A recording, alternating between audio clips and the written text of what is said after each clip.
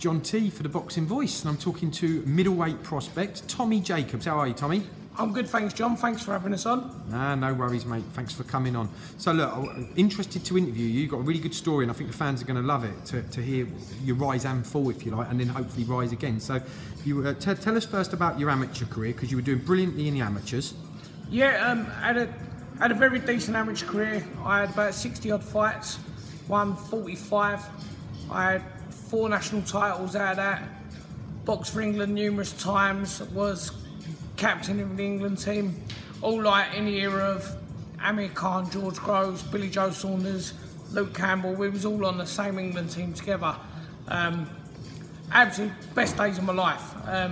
Growing up, travelling the country, going like boxing Europeans over in Italy, travelling all over the place with the England team, and just living the life of a superstar really at a young age. And then 21 years old, I was getting myself ready to turn professional, and basically I mucked up. I messed up. I got in trouble with the police. I got a long old sentence in prison, and that halted everything for a long old time, till now in fact. It's basically I got 12 years for GBH back in 2009. Spent 6 years in prison, trained in prison, kept myself healthy. Like when I went to prison, I was a huge big old fat lump at the time. Trained, kept myself real fit and trim, got myself ready to go. Through good behaviour and that, I got to a DCAT, which is like an open prison, and I had a couple of fights on the unlicensed circuit whilst I was in prison. I was supposed to be at work, but I was in nightclubs having tear-ups, and as soon as I come out, like basically I wanted to hit the ground running, come straight out of jail, turn pro, and take off where I started. And so we done that. I signed with Steve Goodwin. As soon as I come out, ready to go, went to the board, and they turned around and said, no, you're not getting a licence. They said, box on a, or Steve said to me, look, go and box on a different licence, come back in a couple of years, keep your nose clean, and we'll try again. So I signed with, at the time it was the Malta Boxing Commission. I started boxing with them. They then changed their name to BIBA, the British and Irish Boxing Authority. My first fight went on to BoxRec as the Malta Boxing Commission, but then for whatever reasons, they had a dispute with BoxRec and the EBU, so they all got taken off of BoxRec. So I've got one fight on BoxRec, but I continued to fight under them because I had no other option. We tried again with the board a couple of years later, like Steve told us to, but I went with Carl Greaves, and they turned around and said, no, you're not gonna box until you're off of probation or off of your prison licence as such. So I had to continue boxing with BIBA. It wasn't ideal, but it meant I could still stay active, still box. The level of shows was very poor, so I got a promoter's licence, started putting on my own shows, started promoting them and boxing on them. And considering I've only got one fight on BoxRec, like I managed to get myself into quite a decent position. Like I won the British Masters title, the International Masters title, the WBF European and the WBF International title, all at super welter. Now, obviously, the Border Control do not recognise the World Boxing Foundation, but everywhere else in the world does. That's a title that, like, Roy Jones retired with, and various others have won from it. I've been matched with all sorts of high-profile names as well that have fallen short at the times. Like I was supposed to go to Fiji to box Reynold Quillen, the one who Chris Eubank Jr. beat. I was supposed to go to Australia to box Sam Solomon, but due to my prison licence, probation wouldn't let me leave the country for them. Then there was the Nigel Benn comeback show. I'm sure everyone heard about. on that, I was originally matched with Ricardo Mayorga. They subsequently, I don't know what happened with Ricardo, but they turned it down. So I then got matched with Joshua Clotty from Ghana, which would have been a fantastic fight. When was this? This was, I'm trying to think now, Nigel Benn comeback show. That was, it weren't too long ago, probably in the last year, 18 months. That was going to be the NEC in Birmingham. Also, I fought for the WBF and WBU world titles at super middleweight. I jumped up a couple of weights to box a certain person because I thought they was useless. So I called them out, they took the fight. I schooled the geezer for 8 rounds.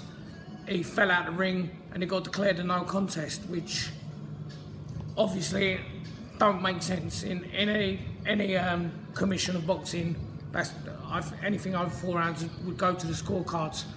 A win there would have seen me matched against Sugar Shane Mosley Jr. But obviously it didn't happen because they wanted him to fight for the WBU. So I've still been keeping relatively active, nowhere near as much as I want to, but I've still been training, still been doing what I want to do. Obviously then COVID came, lockdown came, things like that. I've been very inactive over the last year or so, put on an awful lot of weight, and basically I knew I was coming towards the end of my licence, so I started putting the feelers out about where to go, who to go with, and things like that. Steve Goodwin messaged me, he said come sign with him, he'll get me a 10-round fight for my comeback. But I thought, in reality, the board probably ain't going to sanction a 10-round fight for my first fight with the board. I got speaking with Mo prior, because everyone I've spoke to has said that Mo is probably like one of the only honest and trustworthy people in boxing. So I got speaking with Mo. I really liked what he had to say, and I agreed that me and Mo are going to work together, and he's going to be my manager for the foreseeable future. Good. Off the back of that, I was left with like, where do I start training? So I'm based down in Colchester. I've got my own gym there, but there isn't really any professional trainers around that way. So I was looking about, seeing who was about, and obviously you're going to start heading towards London from my neck of the woods. Got speaking to my mate Ashley Sexton, another one who was on the England team with us, and he said, why don't you pop down to Hoddesdon? I said, well, will they have space for me? Will they take me on? Now, obviously I didn't know too much about Hoddesdon in terms of a professional gym. All I know is that Hoddesdon are probably one of, if not the best amateur clubs in the country. And I'm thoroughbred boxing. All I care about is boxing. It's my life and it's what I do. And I know that good amateurs make good pros. There's obviously exceptions to the rules, but if you can churn out as many champions as they do here, amateur, then they're definitely going to churn out as many champions pro. So I said, right, I'll come down and have a little look. Pop down here, first day I come down, I only come down for a chat. And Sab was like, chuck your gloves on, then you're training. I was like, oh shit, I'm fat as anything, I'm unfit, but I just jumped right in. And to be honest, I've never felt more at home anywhere. It's everyone I'm surrounded by are the same mentality as me. It's just all about boxing, which is it's what my life is. My day-to-day job is I run a boxing gym. I promote shows, or used to promote shows. So everything I do is boxing based. That is all I do, all I know, and all I care about. So fortunately, I've landed right on my feet walking into Hotbox, because I genuinely think I've walked into one of the best gyms in the country. And I'm not just saying this because I'm here, I'm saying this as someone who for the last 6 years who hasn't been able to turn over with the Border Control. I've been travelling up and down the country to various gyms, sparring with different people and things like that. So it's from experience. It's not just me being biased because I've come here. It's from going to all these various places. I've come here and I thought, right, these people can get the best out of me. And I genuinely feel getting the best out of me means we're going to win major titles. Excellent. Well, that brings me on to, I mean, what a great story. As I said, the rising and the fall, and then hopefully the rise again. Age-wise, I mean, you did mention that you've won 4 national titles, so your amateur pedigree, there's no question on it. Yeah. So you'd assume that you would tick over into the pros and be Yeah. really good there. Is there a case that they might need to fast-track you because of how long you've been out of the sport and time's not on your side? Well, I've already spoke with Mo, and he's agreed. And I think, to be fair, I think it was music to his ears. I said to him, as soon as I come back, I do not want to be boxing journeyman. I don't want to box some Bulgarian taxi driver who's going to stand there and give me a hard fight, make it look rubbish for the crowd. I want to get in there with someone who's going to try and take my head off.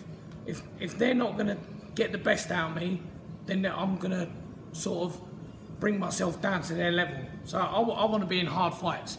I've got no time to spend 2 years boxing journeyman. I don't actually want to box anyone with a negative record if it's possible, and I want to box every fight. I want to box someone who's ranked above me. Anyone you got your eye on in particular at middleweight?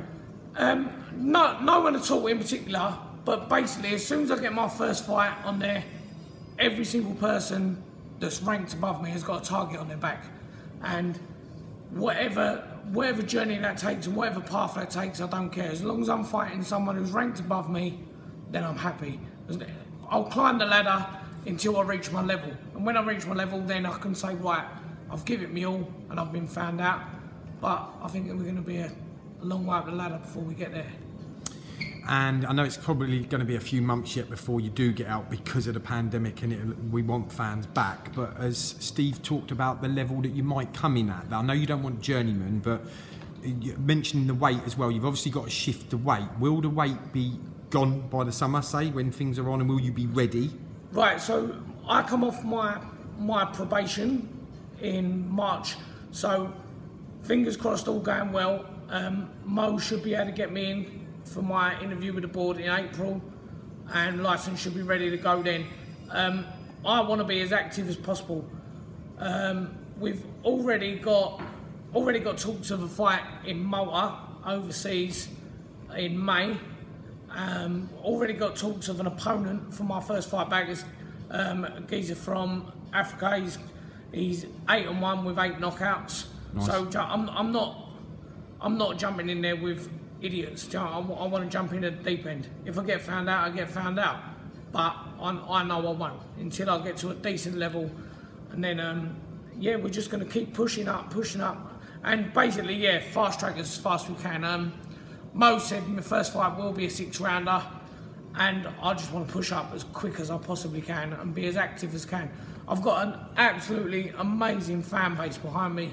All my fans, the Roman army, they'll follow me wherever, over land and sea, abroad, here, wherever, and I'll bring them with me, and they can all share in my success, because that's what we're going for, nothing but success. Well, Mo will be loving that, mate, when them tickets sell, so that's good. I'm sure that's one of the reasons why I signed you. Well, look, thanks for being so open and honest. Really good to hear about your career so far, and we'll be eagerly waiting for your comeback, mate. Thanks for having us. But there's going to be a lot more to hear about as well. There's a film coming out, Sweet Tea, the polarising life story of myself. That's I think that's just gone through BAFTA interviews, and that's looking like it's going to be coming out on Netflix or Amazon Prime. If anyone wants to give us a follow on social media, give us a little look at Tommy_Sweet_T.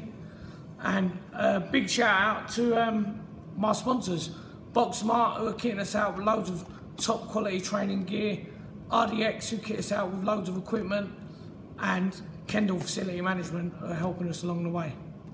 Excellent stuff, mate. We look forward to it. Thanks for having us. Cheers. If you enjoyed the video, feel free to hit the like, subscribe, and share. As always, if you want to support us to the next level, head over to the patreon.com/ThaBoxingVoice. We have tons of exclusive from Border Wars, Entitled, betting shows, the list goes on and on and on. But in addition to that, if you guys have questions for fighters, trainers, and promoters, this is where you can submit them. We will run out, get these questions answered, and put it back on the show just for you guys. Appreciate it. Peace.